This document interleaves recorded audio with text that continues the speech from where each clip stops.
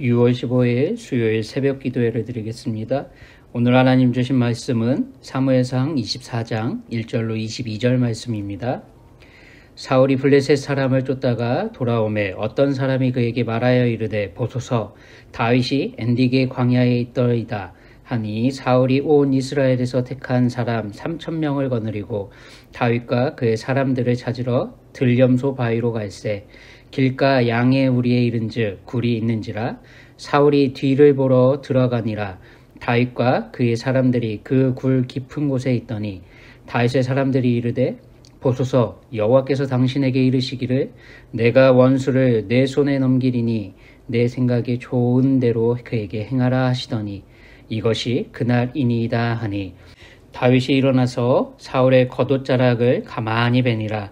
그리한 후에 사울의 옷자락 뱀으로 말미암아 다윗의 마음이 찔려 자기 사람들에게 이르되 내가 손을 들어 여호와의 기름 부음을 받은 내 주를 치는 것은 여호와께서 금하시는 것이니 그는 여호와의 기름 부음을 받은 자가 됨이니라 하고 다윗이 이 말로 자기 사람들을 금하여 사울을 해하지 못하게 하니라.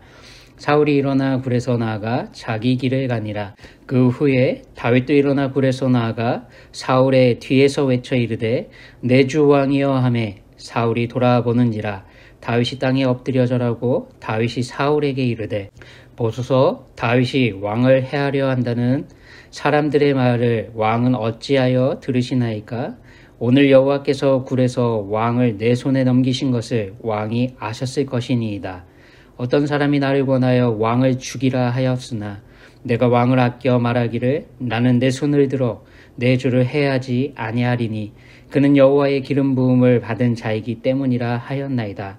내 아버지여 보소서 내 손에 있는 왕의 옷자락을 보소서 내가 왕을 죽이지 아니하고 겉옷 자락만 베었은즉 내 손에 악이나 죄과가 없는 줄을 오늘 아실지니이다. 왕은 내 생명을 찾아 해하려 하시나 나는 왕에게 범죄한 일이 없나이다. 여호와께서는 나와 왕 사이를 판단하사 여호와께서 나를 위하여 왕에게 보복하시려니와 내 손으로는 왕을 해하지 않겠나이다.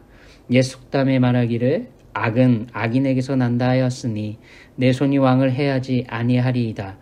이스라엘의 왕이 누구를 따라 나왔으며 누구의 뒤를 쫓나이까?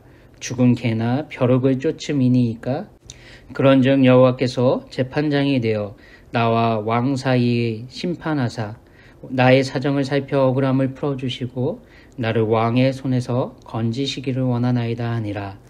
다윗이 사울에게 이같이 말하기를 마침에 사울이 이르되 내 아들 다윗아 이것이 내 목소리냐 하고 소리 높여 울며 다윗에게 이르되 나는 너를 학대하되 너는 나를 선대하니 너는 나보다 의롭도다. 내가 나 선대한 것을 오늘 나타냈나니 여호와께서 나를 내 손에 넘기셨으나 내가 나를 죽이지 아니하였도다. 사람이 그의 원수를 만나면 그를 평안히 가게 하겠느냐? 내가 오늘 내게 행한 일로 말미암아 여호와께서 내게 선으로 갚으시기를 원하노라.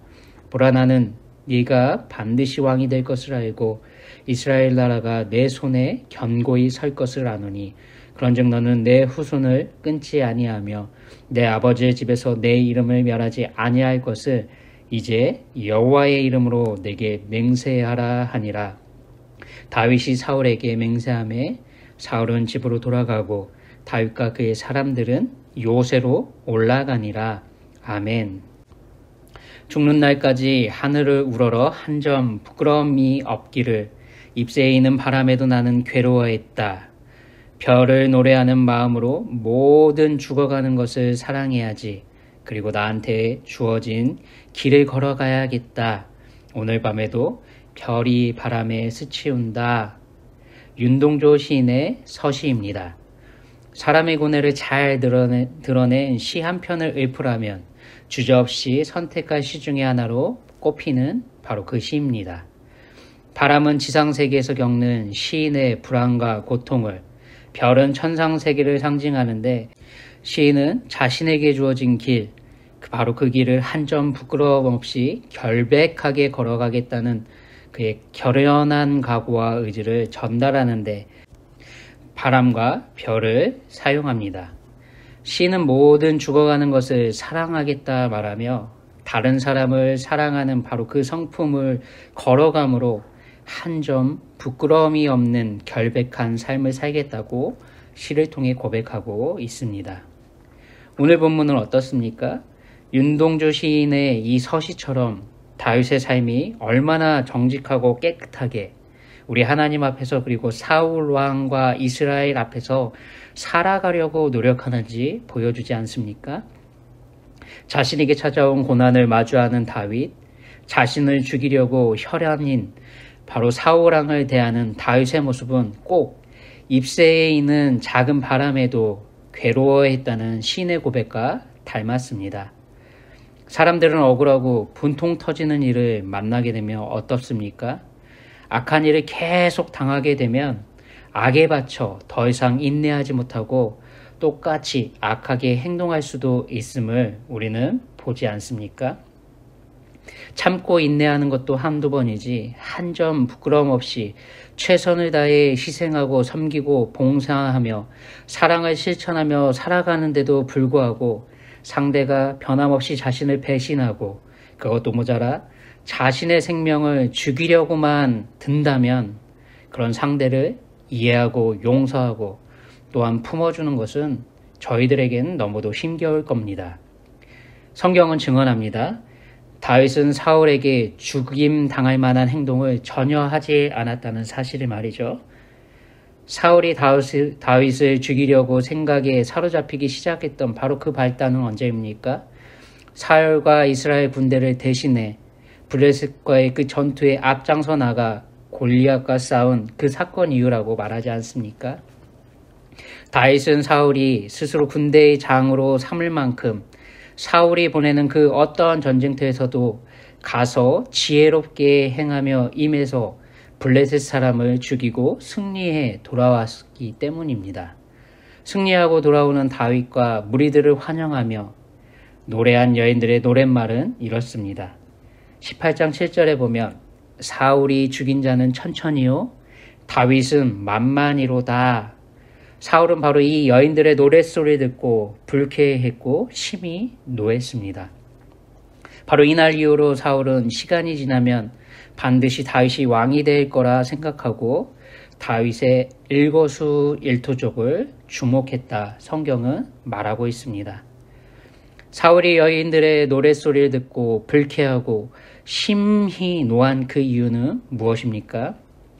아말렉과의 전투에서 하나님 말씀에 불순종함으로 우리 하나님이 주시는 마지막 기회에 사울 스스로가 박차버림으로 하나님께서 하신 패위 선언 때문이 아닙니까? 15장 28절 29절에서 우리 하나님은 사무엘을 통해 하나님의 뜻을 이렇게 전하셨습니다. 여호와께서 오늘 이스라엘 나라를 왕에게서 떼어 왕보다 나은 왕의 이웃에게 주셨나이다. 이스라엘의 지존자는 거짓이나 변개함이 없으시니 그는 사람이 아니시므로 결코 변개하지 않으심이니이다. 라고 사울은 바로 이 선언을 듣고 사실상 패위되었습니다. 그런데 역사는 어떻게 펼쳐집니까? 우리 하나님은 사울에게 돌이킬 기회를 지속해서 주셨습니다. 즉각적인 패위의 시행이 아닌 패위 기한을 유보시켜 주시면서 사울을 향한 하나님의 사랑을 거두진 않으셨습니다. 그런데 사울은 하나님이 주시는 이 기회를 우리 하나님의 사랑을 시기와 분노에 사로잡혀 다윗을 죽이려고만 하는데 사용합니다. 18장 12절에서도 그리고 28절에서도 사울이 자신에겐 여호와 하나님의 영이 떠나셨다고 판단했고 또한 자신을 떠난 그 여호와 하나님의 영이 다윗과 함께하고 있던 걸 알았다고 말하고 있습니다.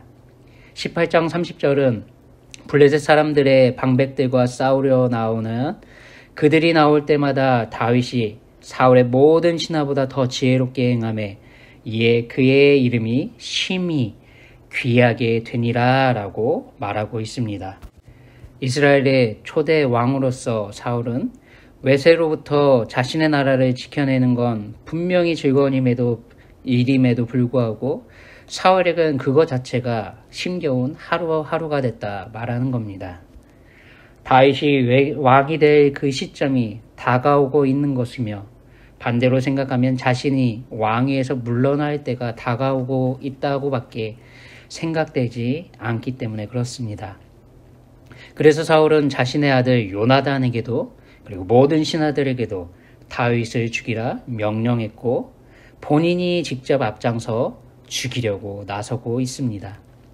사울은 온 이스라엘에서 택한 사람 3,000명을 거느리고 엔딕의 광야에 있다는 다윗의 소식을 듣고 죽이려 찾아왔습니다. 하늘을 우러러 한 점 부끄러움 없는 삶, 바로 이런 삶을 살고 싶은 다윗을 우리 하나님은 시험하고 계십니다. 사절은 언제 어디서인지 모르지만 다윗을 따르는 무리들을 통해 우리 하나님께서 다윗에게 하신 말씀이 이렇다 말하고 있습니다. 내가 원수를 내 손에 넘기리니 내 생각에 좋은 대로 그에게 행하라. 우리 하나님은 이렇게 말씀하셨습니다. 우리 하나님은 무리에게도 다윗에게도 이 말씀을 들려주신 겁니다. 네 생각에 좋은 대로 그에게 행하라. 원하는 대로 이루어주겠다는 하나님 약속이 아닙니까?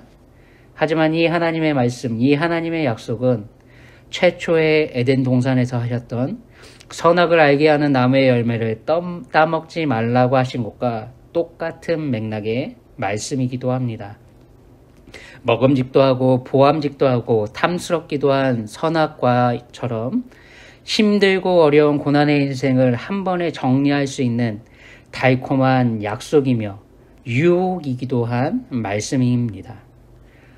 생명나무와 선악을 알게 하는 나무가 있는 에덴 동산에 우리 하나님은 아담과 하와를 두셨던 것처럼 우리 하나님은 지금 다윗과 무리들이 있는 이 동굴 안으로 무방비 상태의 사울을 들여보내셨습니다. 우리 하나님은 다윗이 어떻게 하는지 지금 지켜보고 계십니다. 다윗은 사울이 용변 보는 이 짧은 시간 동안 심각한 내면의 영적 전쟁을 치르고 있습니다. 아무도 탓하지 못할 강력한 우리 하나님의 약속의 말씀이 있음에도 다윗은 이것을 어떻게 해석하고 받아들일까? 어떻게 행동으로 옮길까? 바로 그 주사위의 주도권은 오직 다윗 자신에게 달려 있습니다. 손쉽게 자신에게 인생의 고난을 안기는 원흉을 제거하고 종식시킬 수 있는 저류의 기회이기도 합니다. 다윗의 마음속에서 벌어지는 영적 전쟁의 원칙, 그것은 다윗이 고민하는 선택 기준의 원칙이기도 한데 바로 누구를 기쁘게 하는 삶을 살까입니다.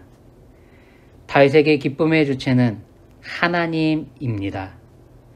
다윗은 하나님이 기뻐하시는 일이 뭘까 고민하는 영적 전쟁을 하나님이 주신 이 약속의 말씀 앞에 하고 있습니다.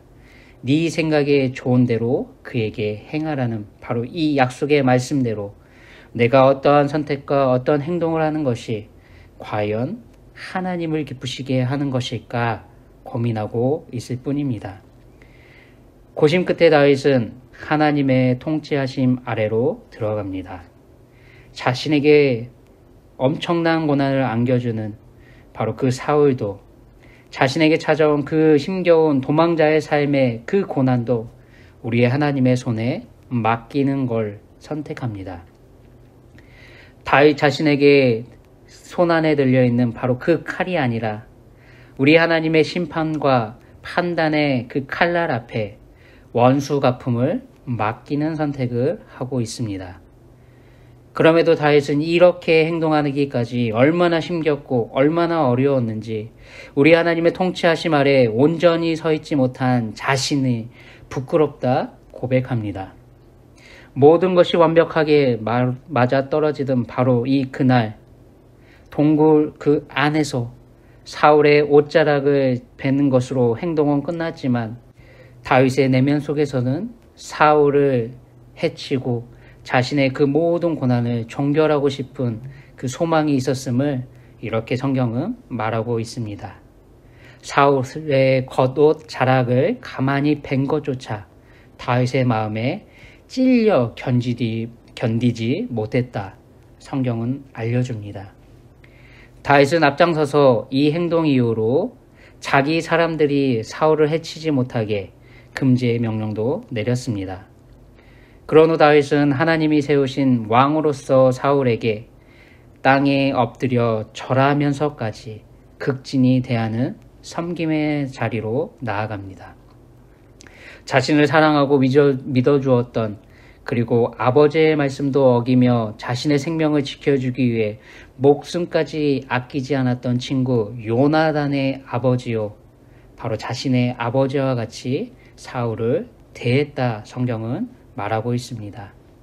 여러분, 하나님의 절대 주권 아래 생명을 위협하는 원수 사울을 맡긴 이 다윗은 자신의 무죄를, 자신의 손에 악이나 죄과가 전혀 없음을 사울 스스로 깨닫게 만드는 반전의 기회로 사용했습니다. 죄인이 스스로 자신의 죄를 자복하고 통회하며 울부짖는 회개의 바로 그 길로 우리 하나님의 방법대로 사울을 인도했습니다. 원수의 입에서 다윗 자신이 섬기고 믿는 여호와 하나님의 축복을 받는 그 자리에 다윗 스스로 서게 됩니다.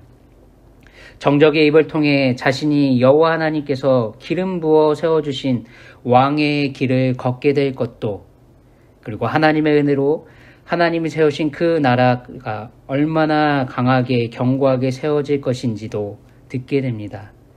그리고 또한 다윗은 원수에게까지 공의와 정의가 실현되고 자비와 긍휼이 베풀어지는 하나님 나라의 하나님을 대변한 왕으로 섬겨나갈 것을 예표하는 삶이 될 거라 그 고백을 듣게 됩니다. 바로 우리 예수님이 보여주신 하나님 나라의 법대로 통치하시는 그런 인간왕이 될 것을 듣게 됩니다. 하나님의 손, 하나님의 통치하심을 믿는 성도는 우리 예수님처럼 자신을 죽은 개나 벼룩같이 가장 이 세상에서 비천하고 보잘것없는 존재라 자처한다 하더라도 아무런 거리낌이 없는 하늘의 상급을 바라보고 하늘의 시민권을 가진 바로 그런 존귀한 자로 상대를 살리는 구도자의 삶을 살아야 한다. 성경은 오늘 말하고 있는 겁니다. 오늘 하루 무엇을 기쁨으로 삼으며 우리는 살아야 하겠습니까? 하나님을 기쁘시게 해드리는 바로 그런 삶으로 하나님의 통치하심과 하나님이 주권 아래 겸손히 순복함으로 우리의 혈기도 하나님의 은혜 아래 제어받는 바로 그러한 삶을 살아야 할 줄 믿습니다. 바로 오늘 하루도 하나님의 손에 맡기시기에 부탁드립니다. 기도합니다. 하나님 아버지, 이 세상에 살아가는 저희들은 예수님이 걸어가신 십자가의 길을 묵묵히 걸어가야 합니다. 오늘 하루의 삶도 우리에게 그러한 능력이 나오길 소망합니다. 다윗처럼 하나님의 은혜 아래서 하나님이 통치하시고 다스리시는 그 주권 안에서 모든 것을 바라보시고 듣고 아시는, 판단하시는 재판관 되신 하나님 앞에 우리의 삶을 내어드리는 우리의 모든 삶이 될 수 있도록 태국 한인교회와 성도님들의 삶을 붙들어 주시옵소서. 하나님의 통치하심과 하나님의 주권 안에 겸손히 순복함으로 다윗과 같이 상대에게 회개의 기회를 주시는 하나님의 나라의 방법대로 살아갈 힘을 더해 주시고 인도하여 주시옵소서. 존귀하신 예수님의 이름으로 기도드리옵나이다. 아멘. 오늘 하루도 복된 하루 되시길 바랍니다.